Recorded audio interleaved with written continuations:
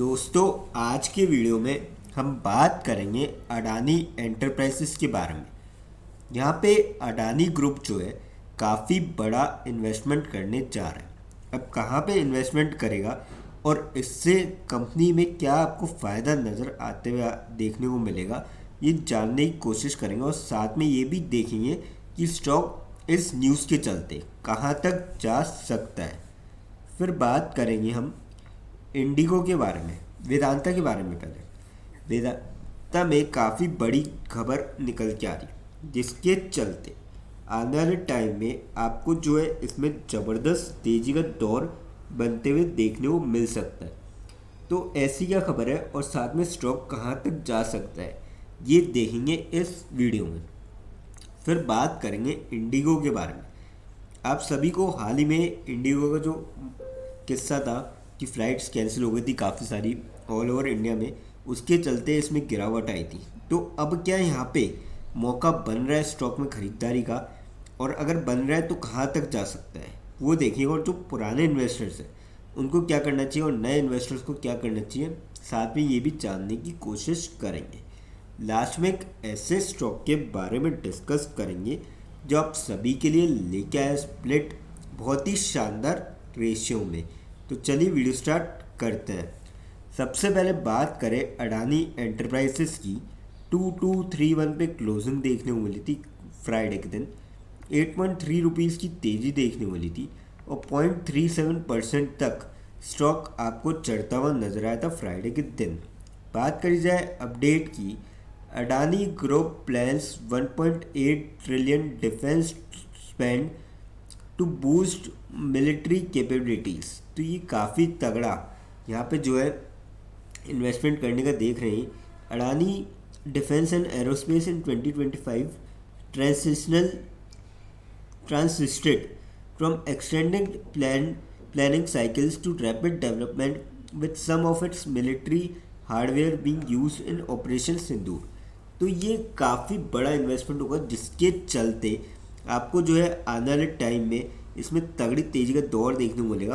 अभी देखिए जो अडानी डिफेंस और एरोस्पेस जो कंपनी है ना, वो हालांकि अडानी एंटरप्राइजेस के अंडर ही काम कर रही है, तो इसका जो भी इम्पैक्ट होगा वो आपको अडानी एंटरप्राइजेस पे देखने को मिलेगा। और मुझे लगता है कि कहीं ना कहीं इस खबर के चलते आपको ज़बरदस्त तेज़ी का दौर देखने को मिल सकता है स्टॉक के अंदर। तो मेरे ख्याल से तो इस स्टॉक को आप ले सकते हैं, पर हाँ मैं कहूँगा जो भी शॉर्ट टर्म के लिए ले वो थोड़ा सा स्टॉप लॉस लगा के ले, बाकी लॉन्ग टर्म के लिए आप ले सकते हैं इस स्टॉक को इस न्यूज़ के चलते। अब बात करते हैं इंडिगो के बारे में। इंटरग्लोब एविएशन लिमिटेड भी कहा जाता है कंपनी को, शेयर मार्केट में इस नाम से लिस्टेड है। 5066 पे क्लोजिंग देखने को मिली थी आपको फ्राइडे के दिन। 15.5 रुपीज़ की गिरावट देखने को मिली थी और 0.31% तक स्टॉक यहाँ पे गिरता हुआ नजर आया था आपको फ्राइडे के दिन।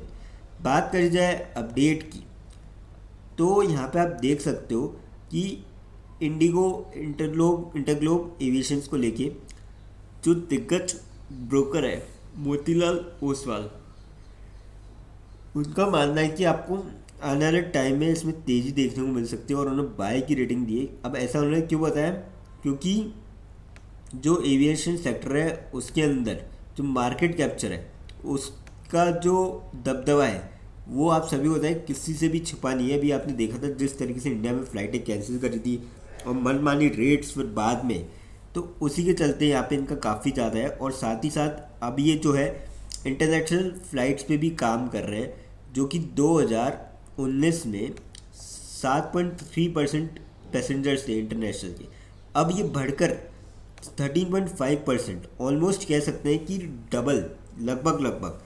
तो ये अब इस सेक्टर में फोकस कर रहे हैं, जिससे आपको आने वाले टाइम में इनकी और भी फ़्लाइट्स इंटरनेशनल भी होती हुई नजर आएगी। लोकल मार्केट में तो लगभग 60% के आसपास इनका जो है मार्केट शेयर है। तो आप समझ सकते हैं जब इतना तगड़ा मार्केट शेयर है और इंटरनेशनल फ़्लाइट्स में भी अब ये दबदबा बनाएंगे, तो कहीं ना कहीं इनको जो है आने वाले टाइम में ज़बरदस्त फ़ायदा मिल सकता है इसका। और साथ ही साथ स्टॉक में आपको तेज़ी देखने को मिल सकती है। लेकिन मोतीलाल ओसवाल का मानना है कि यह एक अस्थायी रुकावट है, जो अभी जो गिरावट हुई थी उसके अस्थायी रुकावट है। कंपनी की लंबी अवधि की कहानी अभी भी बहुत बहुत मजबूत है। तो उनका कहना है कि काफ़ी ज़्यादा स्ट्रॉन्ग है कंपनी, और कहीं ना कहीं आपको आने वाले टाइम में यहाँ से भी अच्छे रिटर्न देखने को मिल सकते हैं। तो आप इस स्टॉक में जा सकते हैं, और बीते एक महीने में अगर आप देखेंगे अच्छी खासी गिरावट है, क्योंकि उसी टाइम इन्होंने अपनी जो है थोड़ी मनमानी करी थी, तो 14.16% की यहाँ पे गिरावट आ चुकी है बीते एक महीने में, और 5 दिनों में 1.25% की भी गिरावट है।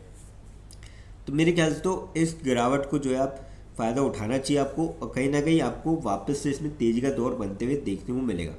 पर अगेन मैं ये कहूँगा कि शॉर्ट टर्म वाले थोड़ा सा स्टॉप लॉस लगा के ट्रेड ले, बाकी लॉन्ग टर्म के लिए आप यहाँ पे जा सकते हैं इस कंपनी के साथ। अब बात करते हैं वेदांता के बारे में।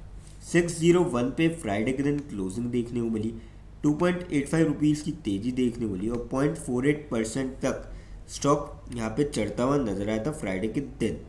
बात करी जाए अपडेट की, higher prices demerger to boost margins unlock value for Vedanta.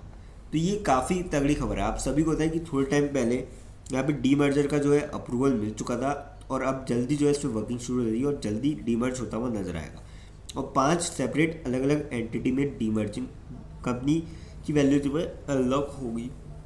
तो जिसका आपको साफ लिखा है हायर प्राइसेस डीमर्जर की बूस्ट करेगा इनके मार्जिन्स को। तो जब तक एक ही ना, तब तक हर क्वार्टर में आपको एक दो जितने भी क्वार्टर निकलेंगे, तब तक वेदांता के शेयर प्राइस पे आपको काफ़ी पॉजिटिव इम्पैक्ट देखने को मिल सकता है।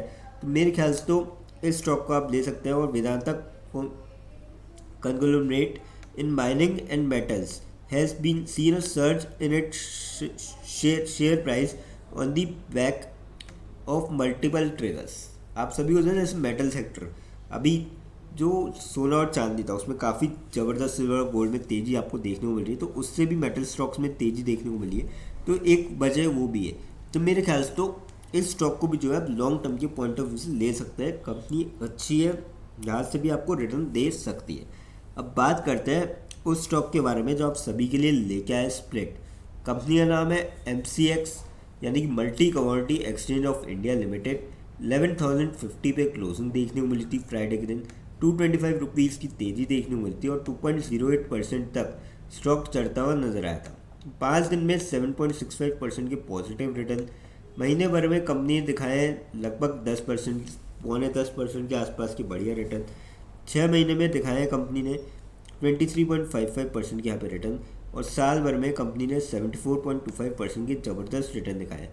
लॉन्ग रन में भी देखेंगे और 5 साल में 532% की बेहतरीन रिटर्न है, जिसके चलते कंपनी ने स्प्लिट का अनाउंस किया है। ओल्ड फेस वैल्यू जो है वो 10 रुपये है, नई कट जाएगी 2 रुपये, यानी कि जिसके पास भी कंपनी का एक शेयर होगा उसको 5 शेयर मिलते हुए नजर आएंगे, जिसके लिए कंपनी ने एक्सप्लिट डेट रखी है 2 जनवरी 2026।